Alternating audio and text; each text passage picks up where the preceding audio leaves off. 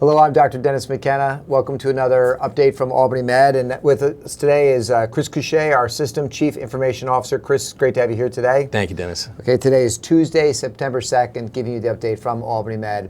And let me begin by saying we obviously just came off a holiday weekend, and we know many of you were working here this weekend. We appreciate that, obviously now more than ever. The doors never close, the mission always continues, and it takes an incredible workforce to do that. And I know your team was here, and so we thank everybody who was there. Chris, let's start with a couple of really positive news stories. You know, one of the things that makes me so proud about our workforce is that they're very generous with their time and their talent, giving back to the community, as I often say at new employee orientation. You know, if you get sick and you come in to one of our office locations or the hospital or urgent care, we're going to take care of you. But we really prefer that you don't get sick. And a lot of that is about education in the community. And so there was a community block party recently. It was the 22nd annual Dr. Pam Harper Community Block Party. Over 100 of our students and faculty participated in that. And they do things from health education. They do some health screening.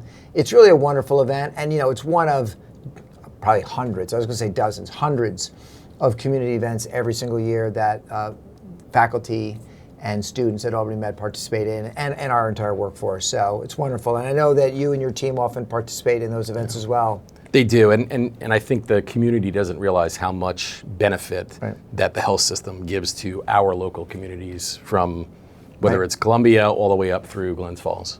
It's one of the things we talk about it being a not-for-profit organization. We're community-owned. And so reinvesting in our mission, reinvesting in our workforce is something we do, and reinvesting in our community is something that makes us very proud. So thank you to everybody who participated in that, and obviously to everybody else who does things every single night, every single week of the year. We know you're in the community. Another thing that makes me very proud is every September we have an event on the Albany campus, and it celebrates National Citizenship Day. And Chris, I think I know you know this, but we have members of our workforce at Albany Med that come from over 80 different countries. It's amazing. It's really remarkable. I think Newsweek magazine recently recognized the workforce here as being, you know, one of the most diverse. So 80 different countries. Every year there's at least 10 or 12 individuals that have completed their, like what I like to call their citizenship journey. They become naturalized American citizens. And they're very proud of that. They're very, as they should be, they're very proud of their own story. They're very proud to be Americans, and they're proud of the assistance that Albany Med gave them in order to take on those steps to become a citizen. We offer classes, English as a second language. We obviously help them in that process. So there's an event, and it's going to take place September 17th from 1 to 2 o'clock, and it's at the Pavilion outside the college. We've done this now for several years in a row. If you have become a naturalized American citizen between October 24th and now, please reach out to Stephanie DeBacco. The information's on the internet. We'd love to see you and recognize you. But I would also encourage people, if they want to come and see a remarkable event, just come out there if you have the time and hear the personal stories and be inspired really by the path these employees and now these newly minted Americans have taken.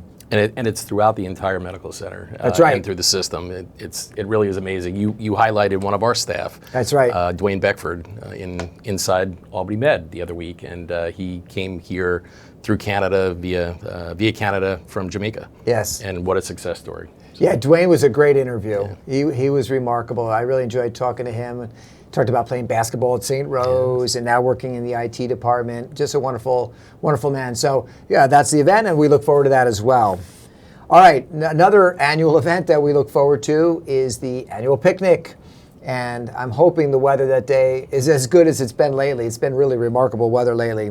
We'll have one on the Albany campus, and that will be on September 18th, and it's from 11 to 2. And then the next day down at 1275 Broadway, also from 11 to 2. And, you know, over the last few years, we had to stop for a year or two during COVID, but it started up again. It is lots of fun. Oh, it's great. You know? It's a great time. It's a great time to see the people that you don't see every day, that you maybe haven't seen in a couple of years. We're such a big place. Right. And it's a great reunion spot. So love it. And we know that, you know, many people look forward to it. The food is great. That last year they had a lot of fun activities taking place, and there's some great giveaways. We really appreciate the people who help organize that. and we really appreciate the volunteers. And I suspect they may still benefit from some volunteers. So if you're interested, reach out to us, let us know. We'll certainly try to get you that information. But look forward to those dates for the annual picnic, the 18th and the 19th. It'll be fun. All right, Chris, now we'll turn to 3-4 topics that you can update us on, given your role as System Chief Information Officer. Let's start with Epic. And as you know, we've put that in at Albany Medical Center. We've put that in at all the other campuses in the system, inpatient, outpatient. But there's one part of the health system that doesn't have it yet, but it's coming soon. That's our VNA, or the Visiting Nurses Association, along with all the hospitals. The Right. VNA actually they provide home care for those people who can't get out of their homes and need that nursing care. Critical service that they provide to the region, all up and down our region. And like our hospitals and our practices, they also have an electronic health record. That's right. And Epic has a health record. As with everything Epic, if you haven't noticed, they name their functionalities very interestingly, and because it's home care, this electronic health record is called Dorothy for the Wizard of Oz. There's no place like home. So we have started that journey with Sam DeChico, who is the CEO for the VNA, and her staff, along with many people from IT, many people from clinical informatics, from revenue cycle, and we're about to kick off that build this coming month. September, and that will go for about 12 months, and we look forward to a go live for the VNA in 2026 around September. So we're very excited about it. It's obvious why that'll be advantageous, right? As people leave the hospital, if they need home care, the nurses that go into that home will have immediate access to the record, see what happened, and whatever happens in the home will be available when they get back in the hospital again. Fully integrated with all of our medical records for the hospital and practice, so that a physician who, let's say, is in the ED can look up a record from a home care instance or from a practice instance. So one continuous record. Great. That's wonderful. Windows 11. Oh, these are exciting topics that we talk about, but necessity. I think most people know that we are a Windows-based organization. All of our computers run Windows. Windows 10 has been around now for about 10 years in the market, and Microsoft is ending all support for Windows 10 in about a month. So October 14th is the last day. We've been working since Epic has been live. We've been working to convert about 10,000 computers that weren't replaced in the Epic efforts, about 10,000 across the system that either needed to be upgraded or replaced. Just a reminder, you will see those efforts continuing on all the floors. You may have a laptop that you use at home. Just make sure that if you don't have Windows 11 on that laptop, please let the IT group know so that we can grab it, get you upgraded. After October 14th, you're not going to be able to access Albany Med, for security reasons, Albany Med resources on a Windows 10 computer. Okay. Very good. And then what is Clear? C-L-E-A-R, Clear. So I'll go to the security side of the world, the cybersecurity.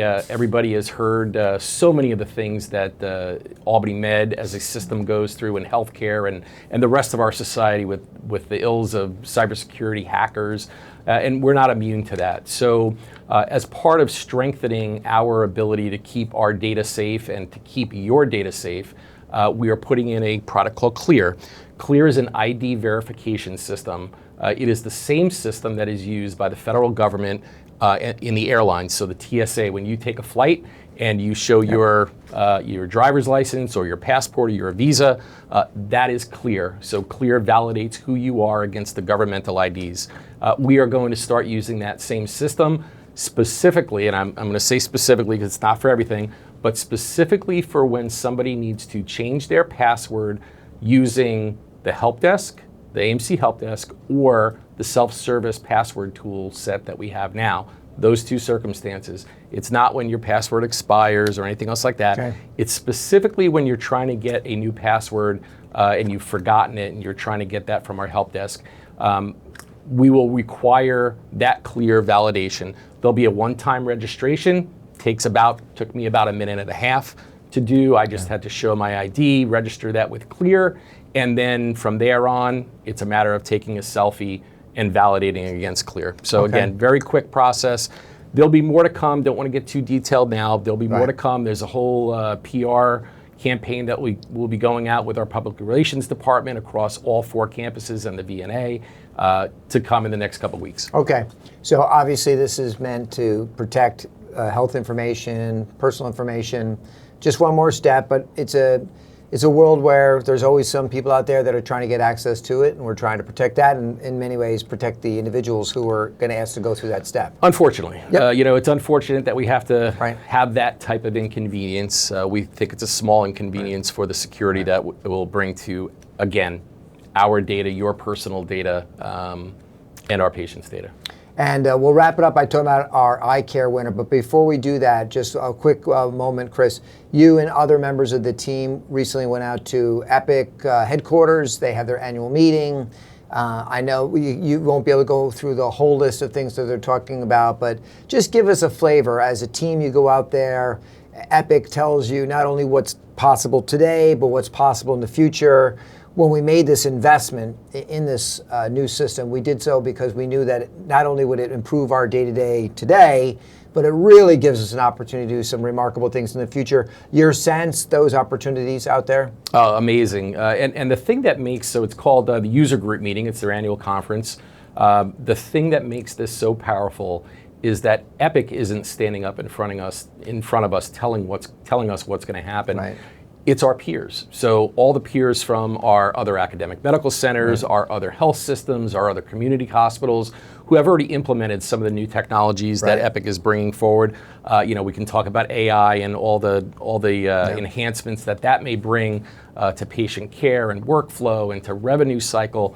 Our peers are telling us how they've done it, how they've succeeded, the pitfalls that they had, and the things that we have to look out for. So when we go to implement Right. those things, we'll have that advantage of knowing what to look for. Well, obviously, it's a remarkable product, and we look forward to that. And there were some pain points, obviously, whenever you switch over to a new system. I think many of those are in the rearview mirror, and now it's about stabilization and now in the future optimization, which is wonderful. So thank you for that. Thank you. We'll end with recognition of our most recent Eye Care Award winner. Of course, CARE stands for Compassion, Accountability, Respect, Engagement. And at our most recent Center Combined Leadership meeting, we recognize Alexa Winters, a nurse on D2 North. Really a remarkable nurse taking care of cardiac and cardiac surgery patients. And as always, there's some testimonials and some comments by her coworkers, her colleagues that talked about what a wonderful nurse she was, what a calm presence she was, what a pleasure it was working with her. And she gave some beautiful remarks when she came up to the podium. So we congratulate you, Alexa, and we thank you for everything that you're doing. So congratulations. Congratulations. And Chris, we appreciate you being here as well. We appreciate your team across the entire health system on all the campuses helping us. So please let them know that we thank them for their efforts as well. Thank you, Dennis. All right, and we'll be back again in 2 weeks, and we look forward to giving you some more updates then. Look for those things on the internet we talked about, and we ask that you once again please take care of yourself and take care of each other.